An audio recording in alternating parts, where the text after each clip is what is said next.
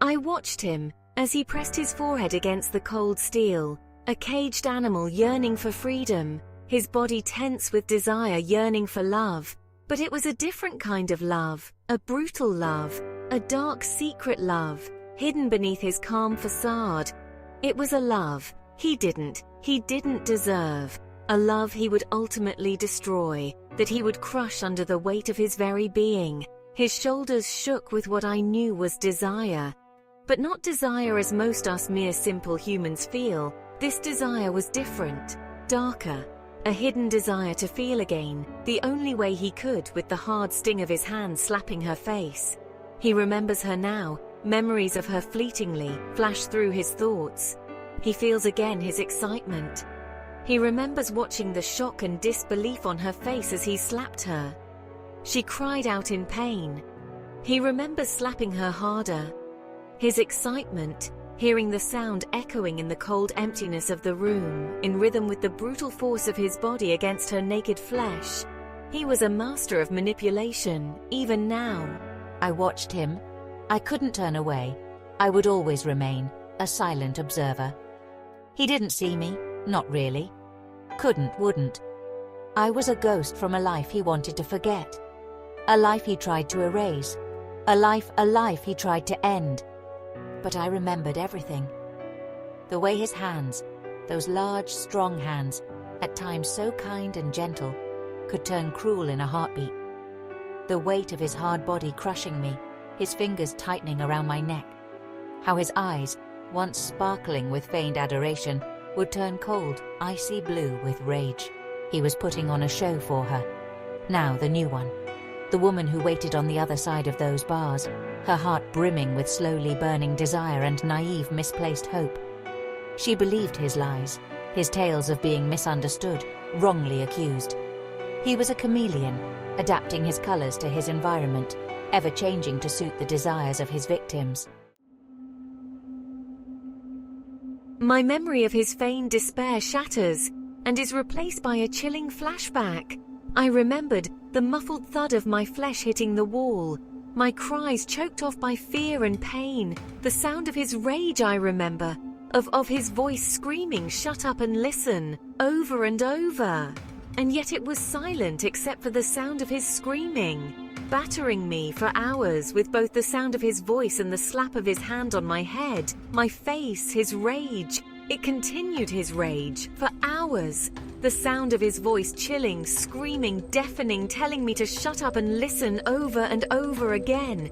His voice raging, getting louder with each brutal slap of his hand and savage thrust of his body against me. I receded. Faster and faster he raged, deeper and deeper into the night, into some deep, dark inner psychosis. Deeper and deeper. He raged, his twisted, lust-filled assault going on for hours. The thrusting and pounding of my body became all that I knew. His rage and lust continued. The silence was deafening as I watched the hands of the clock move, marking off the passing hours. Each minute, each second lasting an eternity. I remember the clock. His rage continued. I was detached and yet alive at the same time. My body vibrating with his rage, feeling the hard pounding pulse of his desperate desire that I could no longer feel with my numb, pain-filled body. My mind now an empty slate. I remember this. The last time I saw him, this is my last memory. I can still feel him pushing against me, gasping with his rage, spent his anger, rage and desire now thrusting into me. Ever harder, breaking my body and soul, shattering me with pain and desire, ripping me apart. It plays over and over again in my head, the savageness of his lust-filled rage. I still secretly yearned for him, for his touch, a touch so savage, so seductive, a desire deep, dark and hidden, a shameful, smoldering fire deeply hidden inside me. And so I watched him silently from afar. I remember once watching the kaleidoscope of bruises blooming on my skin like poisonous flowers. He had a way of twisting situations, making me believe I deserved it, that his rage was a consequence of my actions. And always after his rage, his lust and desire took over, and he savagely pounded deep into me, his anger tearing me apart, pounding me into submission relentlessly, until he could release his rage, pouring his rage, his desire, his anger and hatred for himself into me, deep into the night. He always apologized afterward with roses red like blood and desire. The bouquets of flowers, he seemed to think that the flowers would wash away the memories and silent echoes of yesterday's pain. After his rage and violence subsided, he would carefully put the charming facade back on. I watched it slipping back into place like a mask snapping shut. His tears, his pitiful pleas for forgiveness, promises whispered with feigned sincerity, his rage and anger satisfied. His mind always turned and became focused on his need to satisfy his dark, twisted, secret desire. I saw the desire grow in his eyes as he saw my fear and felt my pain. Suddenly his violence became arousal. Suddenly he stopped. I felt something change as some other emotion took over and he stopped hurting me. Suddenly his slaps turned to caresses. His body began pushing against me gently, as if trying to arouse me. Wiping away my tears, I watched his eyes fill with desire as he watched my fear. It was a cycle, a twisted dance of abuse, remorse and desire that he had trapped me in. And it spun faster and faster with each terrifying episode. Then, I remembered briefly a new memory of a different woman I once saw. When I was with him an innocent day, it was at the beach. I remembered now, this woman, the way she looked at him. It was with recognition, but also I remember the same terror in her eyes. He was a predator, moving from one unsuspecting heart to the next, leaving a trail of bruised, lifeless bodies and shattered, terrified souls in his wake. The woman in the waiting room, his newest conquest, fidgeted with her phone, her eyes bright with anticipation, her body alive with desire. Never left the clock on the wall. This new one, she was young, vibrant, radiating an innocence he would inevitably savagely destroy. He had a talent for finding them, the wounded birds, the ones desperate for love, on the rebound with wounded egos, and aching from sexless marriages, crashed and burned, the ones longing for sexual fantasies, filled with unresolved desire. She saw him as a knight in tarnished armor, a misunderstood soul longing for redemption. She didn't see the monster lurking beneath, the darkness, the smoldering sexual desires that could only be fed by the hard, cold slap of his hand hitting her face and the hard pounding of his body against her naked flesh. This secret craving, this need for sexual violence. He carried hidden deep within him a venomous dark secret. He fed off her adoration, her unwavering belief in his fabricated goodness. Her love was a weapon he would wield, a shield to deflect any suspicion, any doubt about his past. Her every desire would soon be fed on his touch.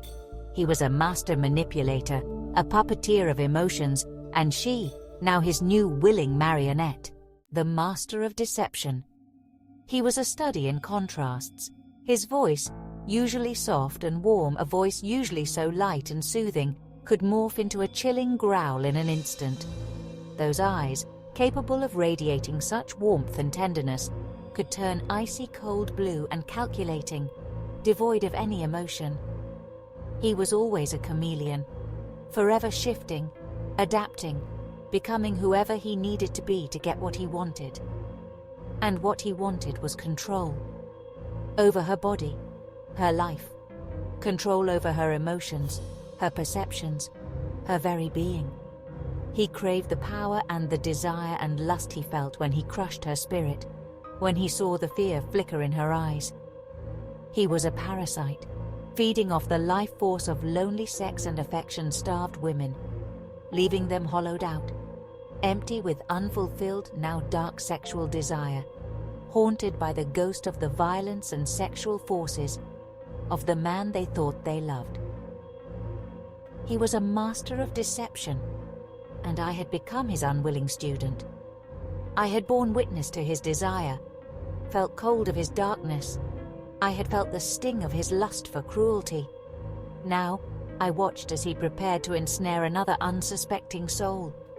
A chill and the unwanted rush of desire swept through me as I remembered his touch, the fear, the wanting, gripping my heart. Into the storm. The heavy metal door clanged open and he emerged, a triumphant smirk playing on his lips. He walked with a swagger, his gaze sweeping coldly over the room, finally landing on her. Her face lit up, her eyes shining with desire. He wrapped her in a hug. She could feel him hard against her, his touch lingering a beat too long, his lips whispering promises against her hair. I saw her shiver, but whether from excitement, the anticipation of her soon-to-be-fulfilled sexual desires, or something colder, I couldn't be sure. The dance of desire was about to begin. They walked out of the prison, his arm possessively around her waist, her steps light and carefree, her body alive and throbbing with desire.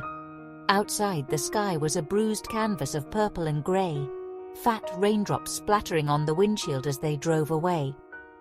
The storm had broken, mirroring the darkness that churned within him, intensifying with his growing excitement, a darkness she was oblivious to.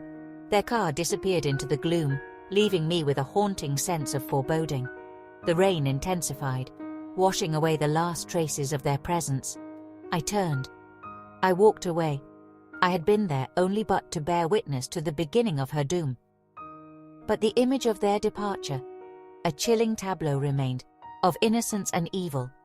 It remained, seared into my memory. A story yet untold, but for the absoluteness of human behavior, it is written like history, predictable, like a book already written, and I knew her ending when she was just at the beginning.